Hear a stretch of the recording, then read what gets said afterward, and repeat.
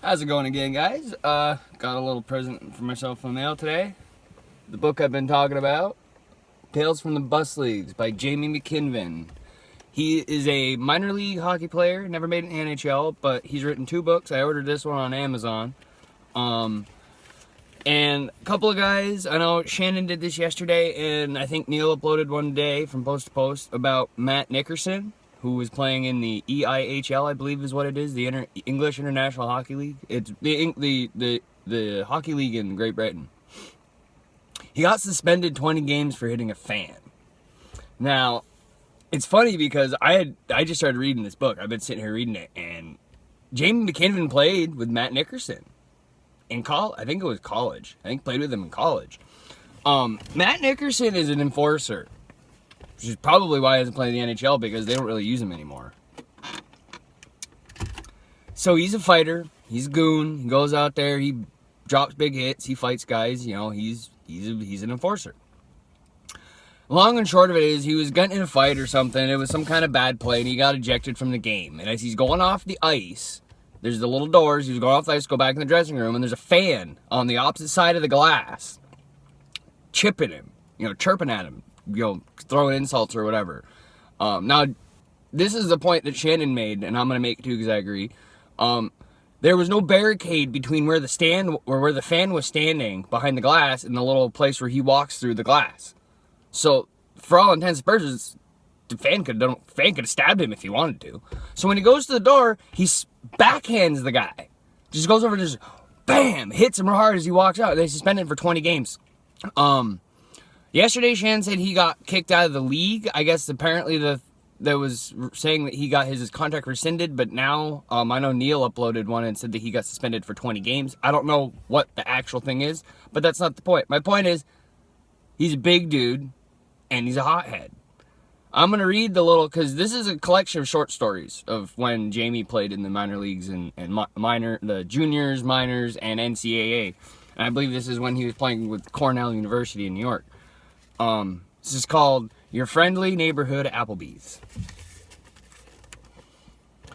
At the end of my freshman year, he ran into the Cornell Big Red, who were ranked number 4. Oh no, he played for Clarkson. He was playing Cornell. I apologize. He played for Clarkson.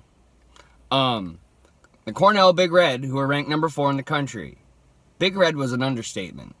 Other than a couple of players, the entire team was over 6'3" and 200 pounds. Overall, they had 11 NHL draft picks in their lineup and a finalist for the Hobie Baker Award in nets with David McKee. Going into this series, we were David and they were certainly Goliath. During the regular season, we faced them twice and never came close, losing both games in an embarrassing fashion. In Game 1 of the best-of-3 series, we were steamrolled 5-0. I remember after the game, we were all on the phone trying to figure out where we were going for spring break the next week. Saturday night, we came out and played our hearts out. We were rewarded with a hard-fought, physical 5-4 victory.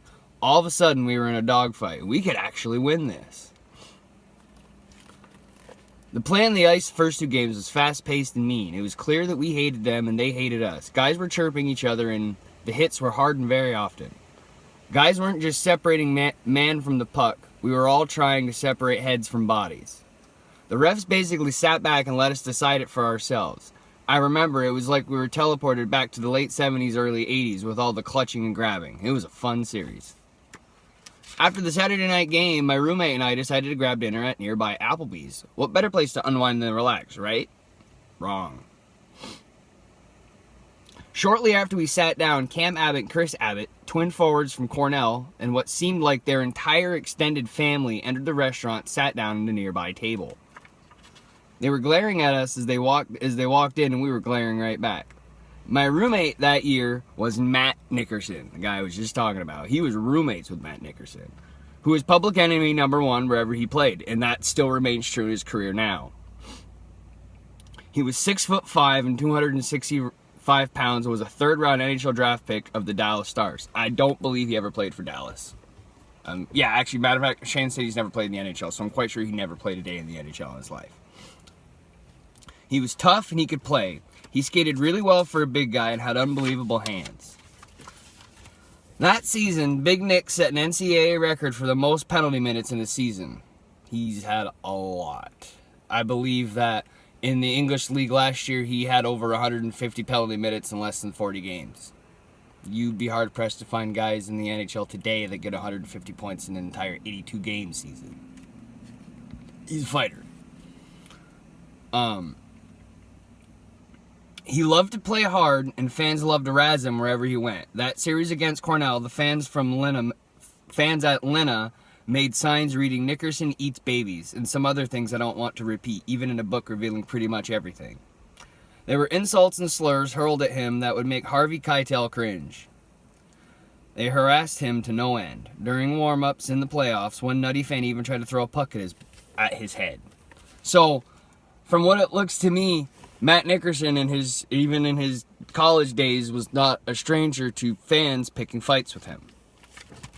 Side note, don't pick a fight with a hockey player.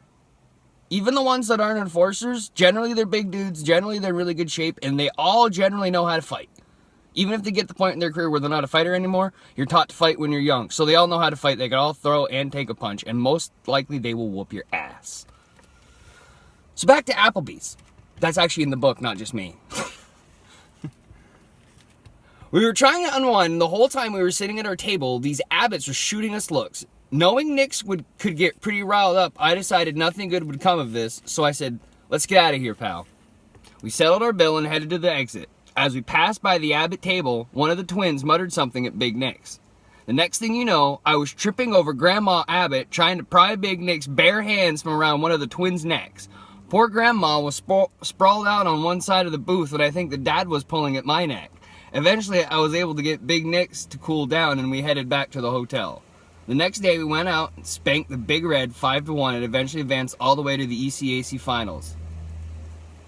What an experience it was to walk into that legendary rink against such a heralded team and upset them on their own ice. I've never seen that place as silent as it was that Sunday afternoon.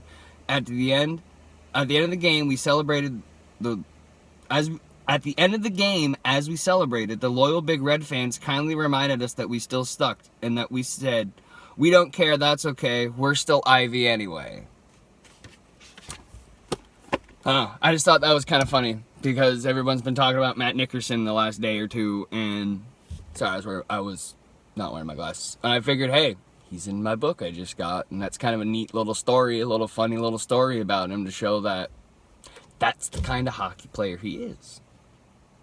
That is a part of hockey, believe it or not. Not getting in fights at Applebee's, no, but the going out and getting 150 penalty minutes in a season, big checks, getting in fights.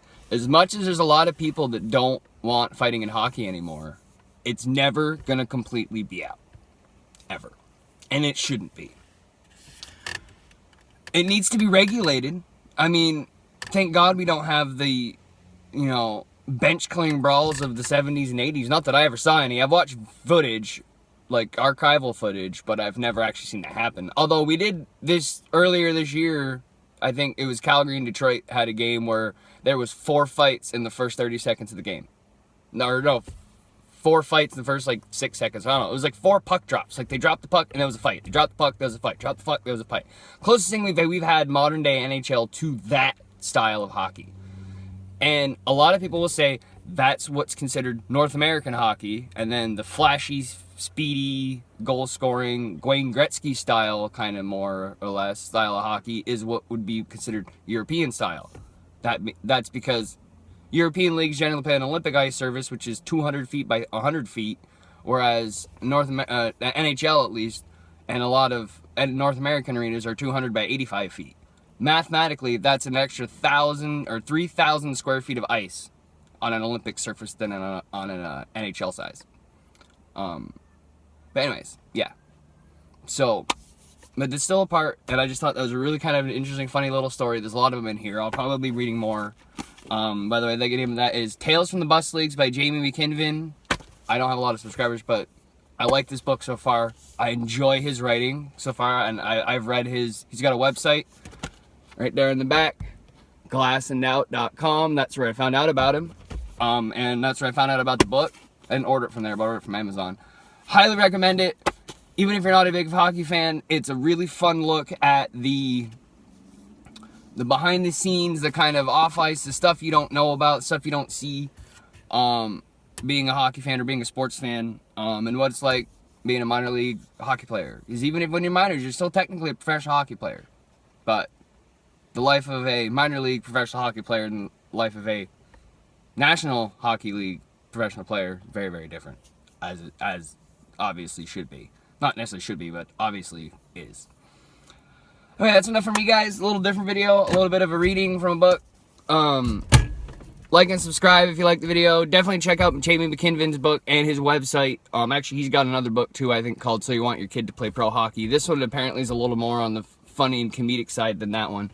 But definitely check out his book and his website. I'm the Cranky Yankee. And that's it for me, and we'll see you guys in the next one.